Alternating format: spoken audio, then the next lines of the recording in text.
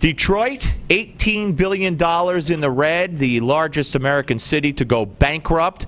Why did it happen? What does it mean? And how will they get out of it? Are you and I going to wind up coughing up the money to bail them out? Joining us right now is Charles Payne, founder of WStreet.com, also Fox Business Channel host. Hey, Charles, how are you? I'm pretty good, thanks. How are you? I'm doing fine. Okay, so how did this happen? I mean, didn't Barack Obama promise the world that he would not let Detroit go belly up?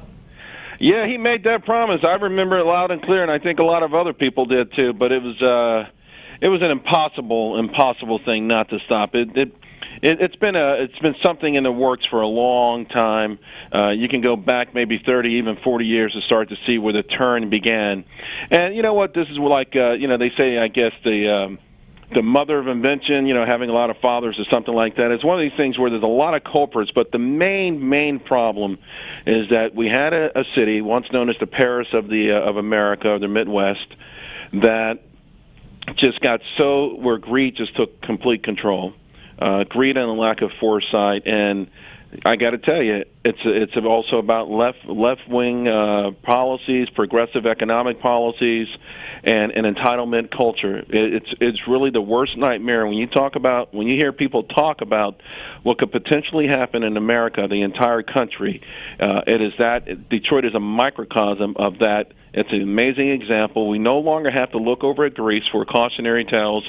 We no longer have to look at Portugal or Spain for a cautionary tale. We have it right there, formerly Paris of the Midwest. All right, so this I mean, is attributable, though, to, as you said, many things. And I guess some of the factors are, I mean, I understand that their municipal services are so outdated that they have old, outdated fire trucks, but they can't get new fire trucks because the new fire trucks wouldn't even fit in the firehouses. So they need new firehouses first before they could get new fire trucks. People abandon Detroit because of the high crime, the escalating crime, the lack of services, and that's problem number one or two, but also problem number one or two, and you could prioritize them if you want, and correct me if I'm wrong, is the fact that the unions, I mean, the promises to the unions, the paying everyone's health care for the rest of their life, promises made, unable to be kept, and now all that culminated in a dying, dead city. You're absolutely right. I'd say number one is a tie between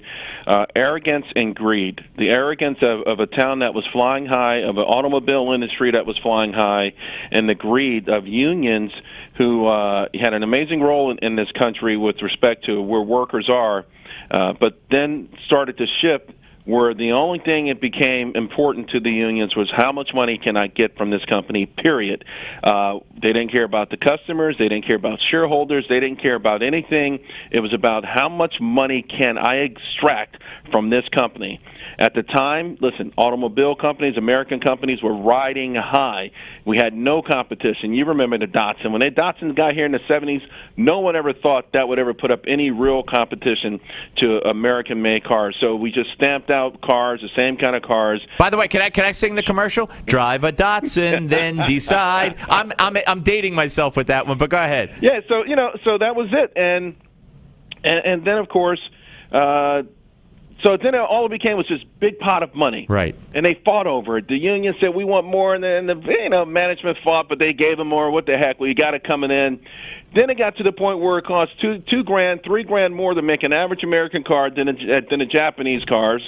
They started to get competitive. People looked around. In the meantime, Detroit was riding the same boom. By the way, you see this in California, with Stockton, California, San Jose, all these towns where there was a big housing rise. So the town all of a sudden said, well, what the heck? We're rich too, and start making promises and start building things. And that's when the problems began. And you sow these seeds so deeply.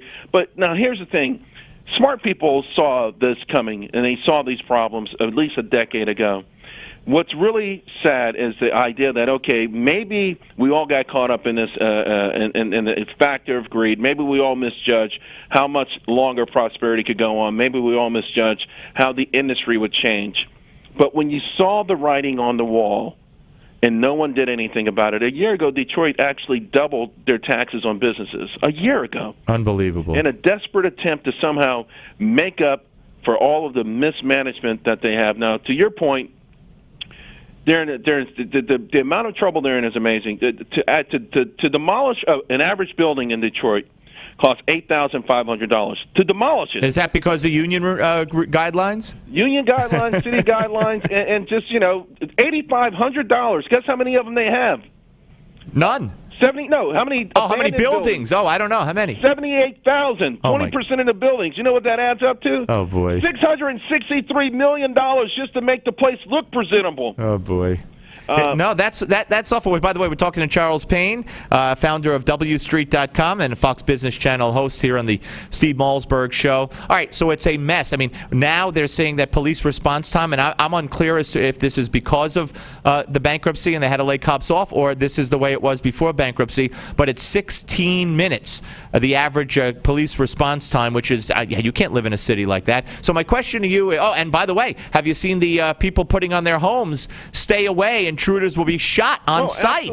Absolutely, yeah. But so what's the answer? So how do we go forward? Is this going to be a state bailout? Is this going to be a unions giving in and caving and taking benefits back as part of the deal? Is this going to be some federal monies involved in the bailout? What's going to happen? Well, I don't. Even though President Obama, Detroit probably, from a political policy point of view, echoes all of the things that he appreciates and thinks are important.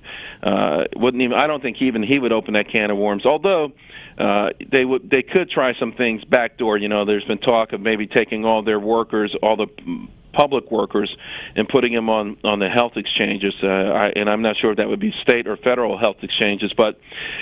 The place is going to die a slow, horrible death, and it's already been happening, but it's going to actually become worse. There's just no way to make this a soft landing.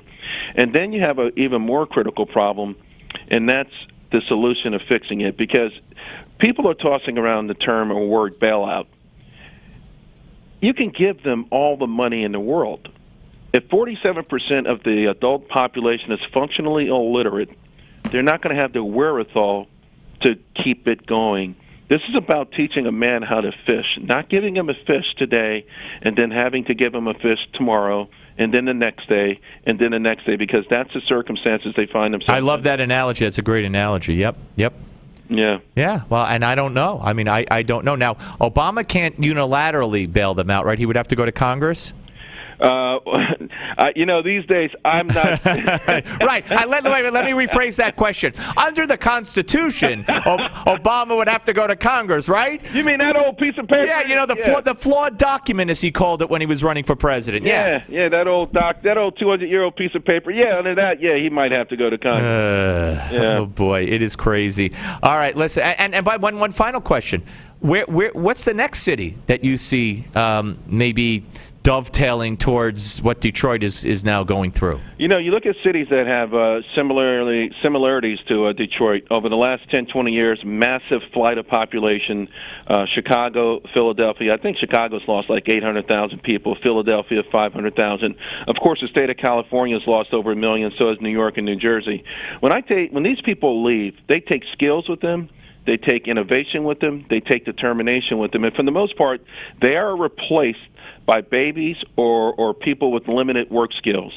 So we already have the seeds planted in a lot of places. So I would say Chicago, Philadelphia, you got to worry about. Cleveland, you have to worry about. Oakland, which is a complete nightmare, you have to worry about. But then there's also a city like New York City.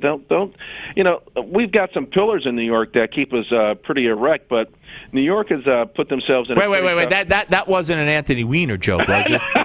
I'm just checking with you here. All right, listen, Charles. Thank you for taking the time. Always great to talk to you, man. You too, man. Bye, Charles.